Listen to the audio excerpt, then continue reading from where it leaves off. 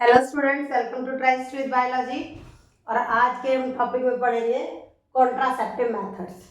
Contraceptive methods में बेटा यहाँ सबसे पहला मेथड आता है नेचुरल मेथड, जिसमें किसी भी डिवाइस की जरूरत नहीं होती, नेचुरली कॉन्ट्रासेप्शन करना। कॉन्ट्रासेप्शन है क्या? बर्थ कंट्रोल करना, प्रेगनेंसी को प्रिवेंट करना, वो कॉन्ट्रासेप्शन है। जो कॉन्ट्रासेप्शन है उसका फर्स्ट मेथड क्या हो गया? Natural method. सेकेंड मेथड होता है इसका बैरियर मेथड। थर्ड में आएगा केमिकल मेथड। फोर्थ हो गया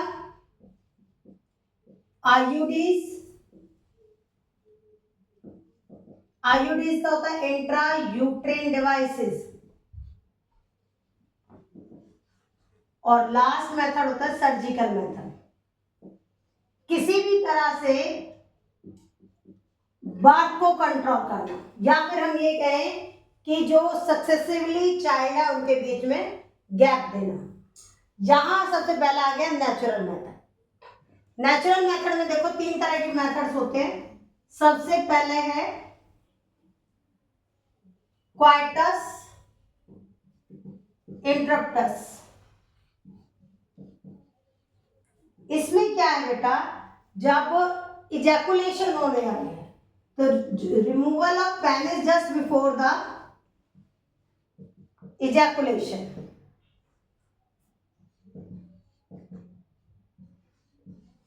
जस्ट बिफोर दी इजैकुलेशन से जस्ट पहले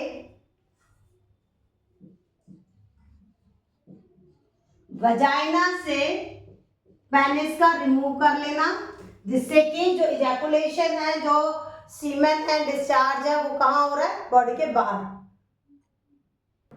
दूसरा मेथड इसका होता है पीरियोडिक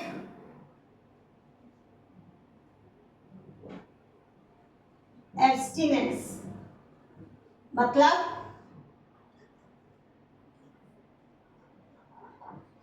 पीरियोडिक एब्स्टिनेंस में जो हमारा ओवुलेशन टाइम क्या है, जो ओवरी से ओवम रिलीज होता है वो 14th डे में ओवुलेशन डे है, 14-15।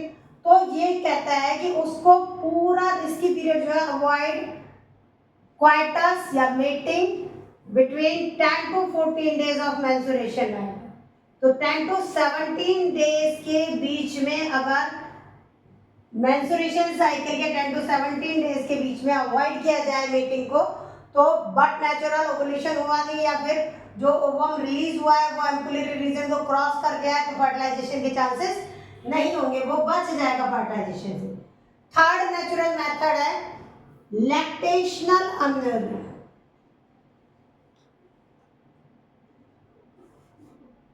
लैक्टेशनल अमेनोरिया जो है ये हर किसी में नहीं होता। ये क्या है बेटा, जो लैक्टिक पीरियड चल रहा होता है मदर का आफ्टर डिलीवरी, जब वो मदर अपने बच्चे को फीड कराती होती है, तो उस टाइम पर फीमेल्स में, कई सारी फीमेल्स में ओवुलेशन स्टॉप होता है। तो उस टाइम पे ओवुलेशन स्टॉप होगा। जब ओवुलेशन ही नहीं हो रहा है तो उस पीरियड में प्रेगनेंसी कैसे लीड करेगी? इस मेथड को हम, जो ये लैक्टेशनल एमेनोरिया है, इस मेथड को हम जर्नल लेते हैं। क्यों जर्नल लेते हैं? क्योंकि ये कोई फिक्स नहीं है, ये कोई ऐसा नहीं है कि एक तो ये हो गया कि जो इसमें फर्स्ट प्रेगनेंसी उसकी उसी में कर सकता है वो, और ये फीमेल टू फीमेल डिफर करता है। किसी में 4 मंथ का होता है, किसी में 6 मंथ का होता है, किसी में होता ही नहीं है।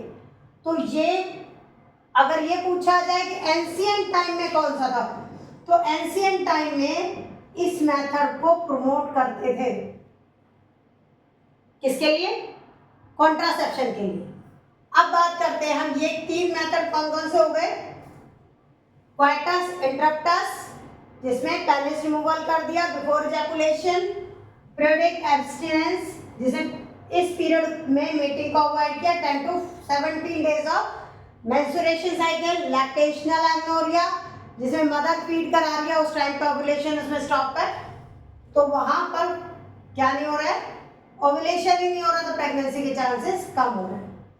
नेक्स्ट मेथड है बैरियर मेथड। बेटा बैरियर मेथड में कॉन्डम्स जो है ये डिवाइसेस होते हैं, ये फिजिकल डिवाइसेस हैं जो रबर के बने होंगे। इन डिवाइसेस को as a contraceptive method use किया जाता है। कॉन्डम्स ऐसे हैं जो मेल और फीमेल दोनों में यूज किया जाता है। फेमिडॉम्स भी बोलते हैं, जो फैमिली उसमें होते हैं, होता है डायाफ्राम, ये फीमेल्स में यूज किए जाते हैं। सर्वाइकल कैप, सर्वेक्स कहाँ है? फीमेल में, तो ये भी फीमेल में यूज किए जाते हैं। वॉल्स होते हैं, वो भी फीमेल में ही रिप्रोडक्टिव। ये तीन चीजें जो है डायफ्राम, सर्वाइकल कैप और वॉल्स, ये रबर डिवाइसेस है जो फीमेल रिप्रोडक्टिव ट्रैक्ट में इंसर्ट किए जाते हैं, जिससे कि फिजिकल कांटेक्ट जो है वो अवॉइड होता है। जब फिजिकल कांटेक्ट ही अवॉइड हो गया तो ये बैरियर मेथड अकेला ऐसा मेथड है जो प्रिवेंट करता है, also prevent STDs, sexually transmitted disease के को भी रिड्यूस करेगा, उसके चांसेस को भी, क्योंकि यहाँ क्या है फिजिकल कांटेक्ट बॉडी का हो नहीं पा रहा है, ये device as a protector work कर रहे हैं। तो ये क्या हो गई बैरियर मेथड। बैरियर मेथड में पूछा जाता है कि कौन सा एक ऐसा कॉन्ट्रासेप्टिव मेथड है जो STDs से भी हमें प्रोटेक्ट प्रिवेंट कर रहा है, तो वो है बैरियर मेथड। ठीक है, तो क्या हो गए बैरियर मेथड्स। इसके बाद बात करते हैं केमिकल मेथड्स की। केमिकल मेथड्स में आते हैं बैरियर मेथड्स में, ये वाइवा में भी पूछ लिया जाता है जिनका कॉन्ट्रासेप्टिव डिवाइस इसके ऊपर प्रोजेक्ट होता है। कॉन्डम्स मेल और फीमेल बर्थ के लिए है। फेमिडॉम्स, डायफ्राम, सर्वाइकल कैप, वॉल्स, ये फीमेल्स यूज करती है। अब आते हैं केमिकल मेथड। केमिकल मेथड्स में ऑरली पिल्स ली जाती है, या फिर दो मेथड हो गए इसमें भी, या तो पिल्स के थ्रू जो ऑरली इंजेक्शन होता है जिनका खाई गई है, या फिर क्या होता है इंजेक्शंस और इम्प्लांट्स। इंजेक्शंस और इम्प्लांट में भी इनकी कॉम्बिनेशन। इसमें क्या होता है, ये केमिकल मेथड में प्रोजेस्टोजेंस के केमिकल है ये प्रोजेस्टोजेन, इनके कॉम्बिनेशंस दिए जाते हैं। या तो इसकी पिल्स बना दें, या फिर किसकी प्रोजेस्टोजेन एस्ट्रोजन कॉम्बिनेशन, इनकी पिल्स जो है या फिर इंजेक्शंस के कॉम्बिनेशन बना के फीमेल बॉडी में इंसर्ट किए जाए। अगर ये पिल्स ले रहे हैं हम तो 1 डेज तक रेगुलर लेनी पड़ती है। 1 डेज तक रेगुलर लेनी पड़ेंगी after a gap of 7 days. Gap कितना? 7 डेज का गैप रखा जाता है। कब? देखो मेंस्ट्रुएशन जब वो मेंसेस हो रही होती है उससे पहले 2 दिन, और with in the 5 days of menstruation cycle इसको स्टार्ट कर देते हैं। जब मेंसेस स्टार्ट हुई है उसके 5 डेज रहेगी, मेंसेस के 5 डेज के अंदर अंदर ये स्टार्ट करनी होती है और लगातार 21 डेज तक लेनी होती है। फिर मेंसेस होने वाली होती है तो उसमें उस टाइम तक इसको बंद कर देते हैं। तो 7 डेज का गैप रखा जाता है। इसमें 1 से वीक पिल भी आती है। इसमें 1 से वीक पिल में एक वीक में एक बार, तो 1 से वीक पिल अलग होती है और ये वाली पिल अलग होती है। इसमें तो देखो एग्जांपल है सहेली पिल्स का। जो सहेली पिल्स है ये रूरल एरियाज में बहुत ज़्यादा ट्रेंड में चलती है। गांव देहात के एरिया में कॉन्ट्रासेप्शन के लिए सहेली बहुत ज़्यादा यूज की जाती है। अब जो सहेली पिल्स है इसमें कहाँ बनती है? ये CDRI लखनऊ, ये क्या है? सेंट्रल ड्रग्स रिसर्च इंस्टीट्यूट, यहां पर बनती है सहेली पिल्स बनाई जाती है यहाँ पे। और ये रूरल एरिया में सबसे ज्यादा है। जिन बच्चों ने कॉन्ट्रासेप्शन का प्रोजेक्ट बनाया होगा वो बच्चे इसको करेंगे भी। इसमें वो सर्वे कराते हैं तो सर्वे में वो जाते रूरल एरियाज में ज़्यादा इसके फीमेल्स हैं जो अपटेक करती हैं। इनका कितने डेज के बीच में डेज लगातार लेनी है, 21 डेज तक लगातार लेनी है। 7 डेज का गैप रखना है मेंसेस से पहले, और with in 5 days of menses start भी करनी होती है। आप देखो किसके कॉम्बिनेशन पढ़े थे हमने, प्रोजेस्ट्रोजन या तो अकेला है या फिर प्रोजेस्ट्रोजन एस्ट्रोजन के साथ आए, तो दो तरह की पिल्स बनती। अब आता है इंट्रा यूट्रिन डिवाइसेस। इंट्रा का मतलब होता है अंदर, इंट्रा यूट्रिन डिवाइसेस जिसको हम आईयूडीज बोलते हैं, ये आईयूडीज सबसे ज्यादा इंपोर्टेंट मेथड है। तो ये एक वर्ड है ना, इंपोर्टेंट मेथड, ये लाइन उठ के आ गई एनसीईआरटी से कि इंपोर्टेंट मेथड ऑफ कॉन्ट्रासेप्शन क्या है। अब बच्चे तो ये भी लिखाएंगे नेचुरल है, उसमें कोई साइड इफेक्ट नहीं, बाकी में तो फिर भी नए साइड इफेक्ट्स है, इसमें कोई साइड इफेक्ट नहीं। लेकिन नहीं बेटा, आईयूडीज का इंपोर्टेंट मेथड माना जाता है। क्यों? क्योंकि ये जब तक ही खाली कॉन्ट्रासेप्शन नहीं है, ये इसलिए भी अच्छा है कि इसमें जब हम चाहें तब उसको रिमूव करा के प्रेगनेंसी लीड कर सकते हैं। तो आईयूडीज में 3 है, एक है नॉन मेडिकेटेड,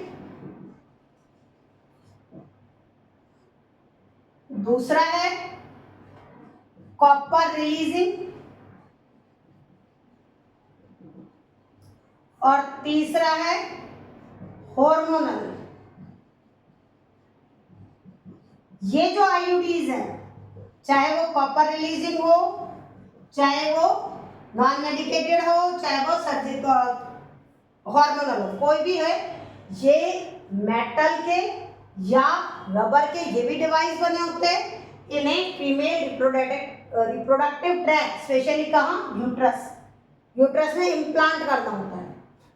अब वहां इम्प्लांट कर दिया है। नॉन मेडिकेटेड का एग्जांपल है लीफ लूप। ये जो लीफ लूप है, ये कैसे काम करती है? ये करती है phagocytosis of sperm.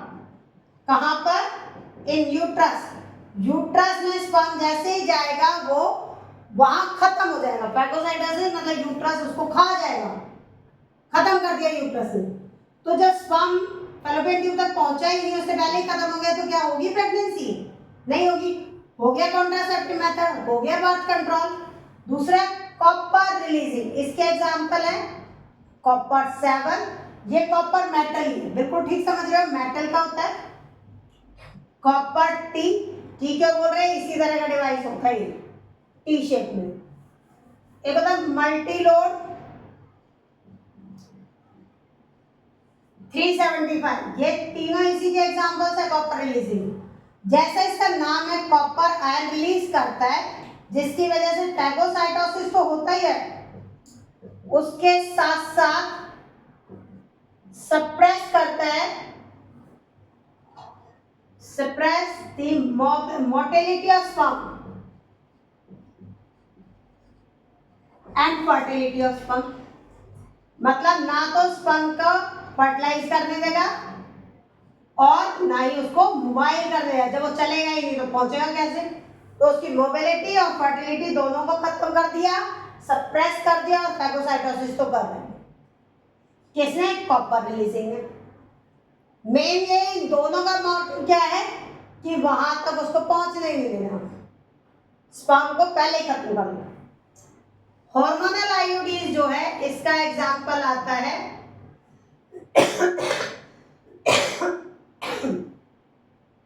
Hormonal IUDs का एग्जांपल है आपका प्रोजेस्टासर्ट और LNG20। ये दोनों किसके एग्जांपल है? हार्मोनल के। अब ये क्या करता है? ये make cervix hostile,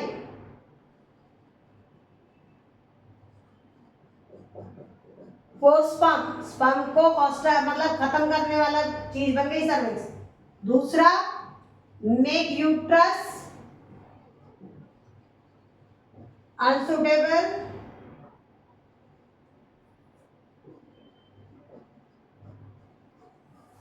for implantation. पहली बात तो इसने कहा कि सर्विक्स में ही खत्म हो गए वो स्पर्म। दूसरा इसने कहा कि जो यूट्रस है वही कैपेबल नहीं है, इम्प्लांटेशन उसमें हो ही नहीं। तो ये क्या है, आईयूडी सबसे ज्यादा पूछे जाने वाला कॉन्ट्रासेप्टिव मेथड है, इंपॉर्टेंट कॉन्ट्रासेप्टिव मेथड है, तो एमसीक्यू में भी आ सकता है। नॉन मेडिकेटेड का एग्जांपल है लीव्स लूप, कॉपर रिलीजिंग का कॉपर 7, कॉपर टी मल्टीलोड 375, दोनों फैगोसाइटोसिस करते हैं। ये फैगोसाइटोसिस के साथ suppress the mobility of sperm and fertility of sperm. ये जो पॉइंट है ना, ये कि ये फैगोसाइटोसिस कर रहा है, ये फैगोसाइटोसिस के साथ suppress the mobility and fertility of sperm, make cervix hostile and uterus unsuitable for implantation. तो ये जो है ना, ये कहते हैं एक साथ में आ सकता है कि आईयूडीज के how IUDs prevent the birth of the child. तो ये सारे पॉइंट में लिख दोगे, एग्जाम्पल पूछे जाते हैं तो एग्जाम्पल लिख दोगे, टाइप्स पूछेंगे तो अलग अलग लिखो, मार्क्स अच्छे मिलते हैं उससे, अलग अलग लिखोगे तो एक साथ लिखोगे तो ये होता है कि पता नहीं किसका कौन सा है, लेकिन एक साथ लिखोगे तो वो क्वेश्चन के आपके आने के तरीके पे है कि कब क्या लिखना है। अब देखिए लास्ट जो मेथड है वो है सर्जिकल मेथड। सर्जिकल मेथड में 10th क्लास में भी आपने पढ़ा होगा, ये है ट्यूबेक्टोमी एंड वेसेक्टोमी। ये फीमेल्स में होती है, ये मेल्स में होगी। वैसे वास डिफरेंस किसमें, मेल में। यहां पर फैलोपियन ट्यूब जो है, इस तरह से जो फैलोपियन ट्यूब थी उस फैलोपियन ट्यूब को ही कट कर देंगे या टाई कर देंगे। एक surgical operation operates in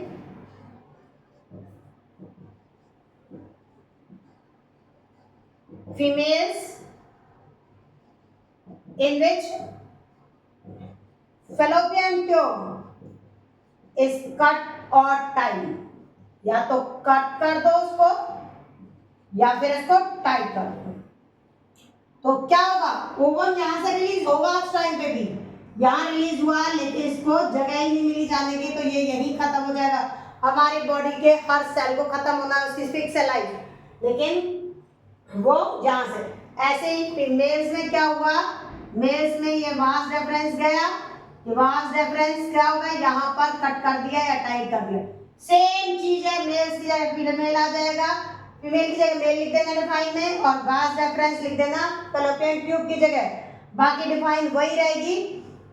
surgical operation operates in males in which vas deferens cut और टाइट। यहां स्पर्म रिलीज होंगे, स्पर्म को कहां जाना था, सेमिनल वेसिकल में, रास्ता नहीं मिला, यही खत्म हो गए। अब जो क्वेश्चन बच्चों के दिमाग में रहता है वो ये रहता है कि जो वासेक्टॉमी है, या पहले वासेक्टॉमी को ले तो क्या इसमें आफ्टर वासेक्टॉमी वो सीमेन डिस्चार्ज होगा, तो आंसर है नहीं। यहां डिस्चार्ज होगा आफ्टर वासेक्टॉमी, क्या डिस्चार्ज होगा, सेमिनल प्लाज्मा। सेमिनल प्लाज्मा क्यों डिस्चार्ज होगा, क्योंकि देखो ये हार्मोनल कंट्रोल है मेल में या फीमेल की बॉडी में। हार्मोन्स ने सेमिनल वेसिकल को, जैसे यहां से स्पर्म रिलीज हुए, एक बॉडी में हार्मोनल कंट्रोल चला, टेस्टोस्टेरोन और एंड्रोजन जो हार्मोन थे वो बॉडी में डेवलप हुए, और वहां से सेमिनल प्लाज्मा सिक्रीशन तो कहां हो रहा था, सेमिनल वेसिकल प्रोस्टेट ग्लैंड, वो तो अपना सिक्रीशन कर रही है। अब उन्हें ये नहीं पता कि स्पर्म आया ही नहीं है, स्पर्म वहीं मर गया है, उनके अकॉर्डिंग तो स्पर्म आना था, सिक्रीशन हुई, तो उस टाइम पे इजैकुलेशन में सेमिनल प्लाज्मा सिक्रीट होगा, सेमिनल प्लाज्मा इजैकुलेट होगा, लेकिन विदाउट स्पर्म होगा, इसलिए हम इसको सेमिनल प्लाज्मा ही बोलेंगे। सेमिनल प्लाज्मा प्लस स्पर्म जो होता है वो होता है सीमेन। तो यहाँ सीमेन डिस्चार्ज नहीं होगा, क्या होगा, सेमिनल प्लाज्मा। अब करते हैं फीमेल्स की बात। ट्यूबैक्टोमी के बाद मेंसेस होगी या मेंस्ट्रुएशन साइकिल फॉलो होगा? बिल्कुल होगा। यहाँ क्या है, ये बाकी तो काम कर रहा है। यहाँ ओवम में जैसे यहाँ से पास होना था तो ये ब्लड वेसल्स एंडोमेट्रियम वॉल की थी, वो ब्रेक होंगी और ब्रेक होने के बाद क्या है, ब्लीडिंग होनी थी। अब ब्लीडिंग है नहीं, यहाँ ओवम नहीं आया, और ये भी क्या है, साइक्लिक कंट्रोल है। एस्ट्रोजन प्रोजेस्टेरोन हार्मोन का रिलीज होना था। प्रोजेस्टेरोन तो यहाँ से ब्लड में जा रहा है ना, वो तो इसके साथ नहीं आ रहा। तो जब यहाँ से ये ओवम डिस्चार्ज हुआ तभी ये साइक्लिक चेंज हुआ और ये एंडोमेट्रियम वॉल ब्रेक हुई। तो इस टाइम पे कब मतलब ट्यूबैक्टोमी के बाद ब्लीडिंग तो होगी लेकिन उसमें ओवम नहीं होगा। तो ये क्वेश्चन कि मेंसेस आफ्टर ट्यूबैक्टोमी होती है, हाँ भाई होती है, लेकिन विदाउट ओवम होती है। क्या मिल्की फ्लूइड सिक्रीशन होती है मेल्स में? हाँ होता है, लेकिन विदाउट स्पर्म होगा। ये सारे कॉन्ट्रासेप्टिव मेथड्स हैं। एक और क्वेश्चन भी है जो कॉन्ट्रासेप्टिव मेथड में नहीं आता है बच्चे, ये है रिमूवल ऑफ गोनाड्स। उसको मैं कॉन्ट्रासेप्टिव में नहीं लिखते हैं। रिमूवल ऑफ गोनाड्स का मतलब क्या है? गोनाड्स क्या होते हैं? रिमूवल ऑफ गोनाड्स, गोनाड्स होते हैं टेस्टिस और ओवरी। अगर किसी का रिप्रोडक्टिव सिस्टम ही रिमूव करना पड़ जाए, कोई डिजीज है जिसकी वजह से ये रिमूव हो गया है, तो कई बार ये पूछ रहे थे गोनाड्स का रिमूवल कॉन्ट्रासेप्शन में आता है? नहीं भाई, कॉन्ट्रासेप्शन क्या कहता है कि जब सिस्टम पूरी तरह वर्क कर रहा है, गैमेट प्रोडक्शन हो रहा है, तब उसको रोकना। यहाँ रिमूवल ऑफ गोनाड्स कर दिया तो स्पर्म और ओवम तो रिलीज ही और बन ही नहीं रहे, तो किस बात का कॉन्ट्रासेप्शन? ये परमानेंट मेथड है। ये permanent removal of gonads is not a contraceptive method, ये परमानेंट मेथड है। समझ रहे हो? तो ये कॉन्ट्रासेप्शन में नहीं आएगा। कॉन्ट्रासेप्शन के यही मेथड है, natural, barrier, chemical, intrauterine devices और फिफ्थ सर्जिकल। इसमें सबसे इंपॉर्टेंट मेथड क्या है? Contraceptive, IUDs. अब यहां देखो डिसएडवांटेजेस क्या है। क्या हमें कॉन्ट्रासेप्शन के नुकसान है? तो हाँ है। क्या नुकसान हो सकते हैं भाई? जो नेचुरल मेथड है इसके कोई साइड इफेक्ट नहीं है, नो साइड इफेक्ट्स, क्योंकि इसमें कोई हमने डिवाइस यूज नहीं किया। यहां बैरियर मेथड का, इसका भी कोई डिसएडवांटेज नहीं है। बस एक डिसएडवांटेज ये हो सकता है कि मे बी रबर वो डिवाइसेस हैं, they may split at the time of the coitus and they will lead to pregnancy, but otherwise there is no side effect of that 1 and 2 method. Third, chemical, fourth intrauterine और fifth surgical method. इनमें disadvantages क्या है? कई बार abnormal menstruation cycle follow हो जाता है, मतलब menstruation cycle सही से नहीं होता। नौसिया की प्रॉब्लम कईयों को होने लगती है इसमें। अनब्रेक ब्लीडिंग, बहुत ज्यादा ब्लीडिंग होना, और कई बार इनका क्या होता है, इंट्रायूटेरिन जो डिवाइसेस हैं उनकी वजह से कैंसर भी हो सकता है। may lead to कैंसर भी इनकी वजह से हो सकता है। तो जो कैंसर के चांसेस हैं, ये सारे जो है एबनॉर्मलिटीज है हमारे कॉन्ट्रासेप्टिव मेथड डिवाइसेस को यूज करने की डिसएडवांटेजेस है। ये था हमारा कॉन्ट्रासेप्टिव मेथड्स।